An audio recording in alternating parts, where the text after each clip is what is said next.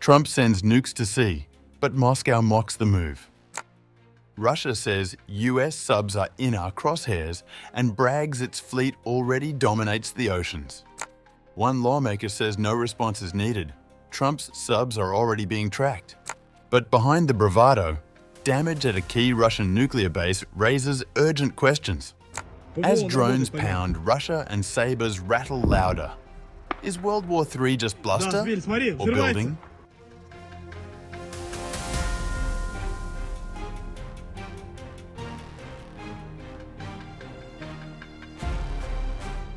Tensions between Washington and Moscow are once again under the spotlight after US President Donald Trump ordered the repositioning of 2 nuclear submarines in response to remarks made by Dmitry Medvedev, the former Russian president and current deputy chair of Russia's Security Council. Trump said he cannot treat any talk of nuclear weapons lightly and that the US must always be totally prepared for any potential confrontation. Well, you just have to read what he said. He was talking about nuclear. When you talk about nuclear, we have to be prepared, and we're totally prepared. Oh, yeah, well, we had to do that. We just have to be careful. And a threat was made, and we didn't think it was appropriate, so I have to be very careful. So I do that on the basis of safety for our people. A threat was made by a former president of Russia, and we're going to protect our people. In response to Trump's move, Russian lawmaker Viktor Vodolatsky, a senior member of the State Duma, said that Russian nuclear submarines already outnumber and outmatch their American counterparts across the world's oceans. Vodolatsky added that the US submarines in question have long been monitored and no formal Russian response is necessary.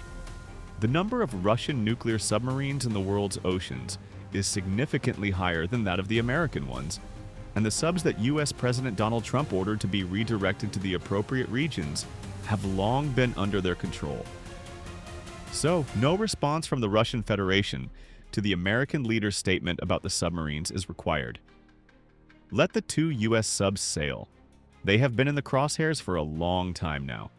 A fundamental agreement that must be concluded between Russia and America so that the whole world calms down and stops talking about the beginning of World War III.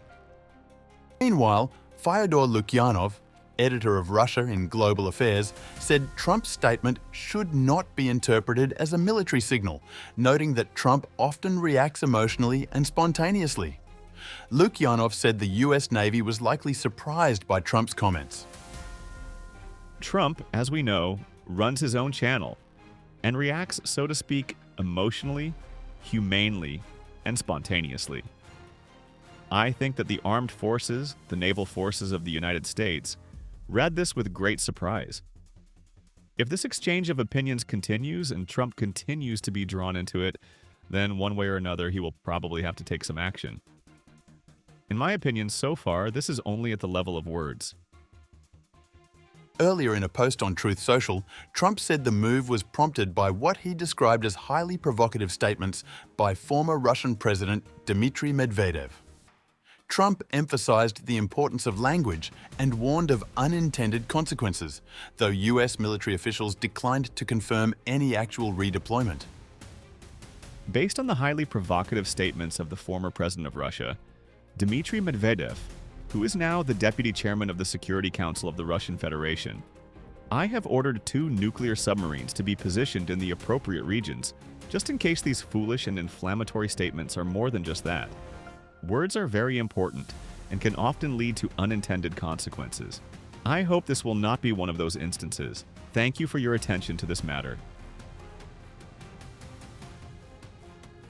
Security experts criticized the use of nuclear rhetoric on social media, calling it irresponsible. They noted that US nuclear submarines, part of the strategic deterrent triad, are routinely positioned and do not require sudden movement. Russia's Foreign Minister Sergei Lavrov reiterated that both nations should avoid direct military confrontation, a position echoed by the US State Department.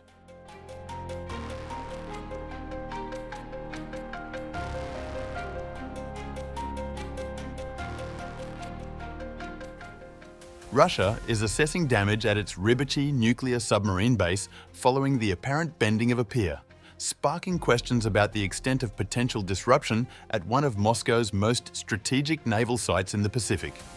Satellite imagery shows a section of the pier dislodged from its original position.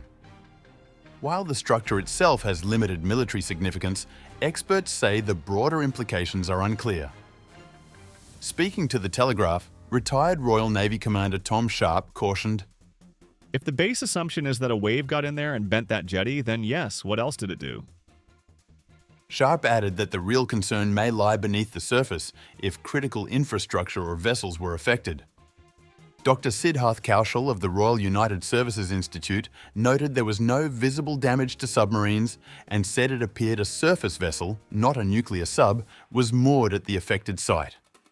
The Rybachiy base, located near Russia's eastern coast, houses much of the country's Pacific nuclear submarine fleet. These assets play a crucial role in Moscow's strategic deterrent posture, particularly in proximity to US territory. The pier damage coincides with an intensifying campaign of Ukrainian drone attacks across Russian territory.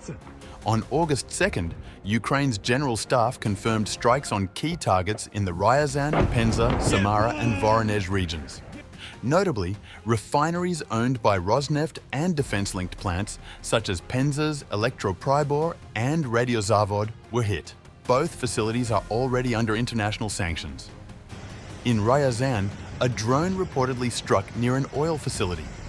In Samara, flames were seen at the Novokuybishevsky refinery, and mobile networks and airport operations were temporarily restricted.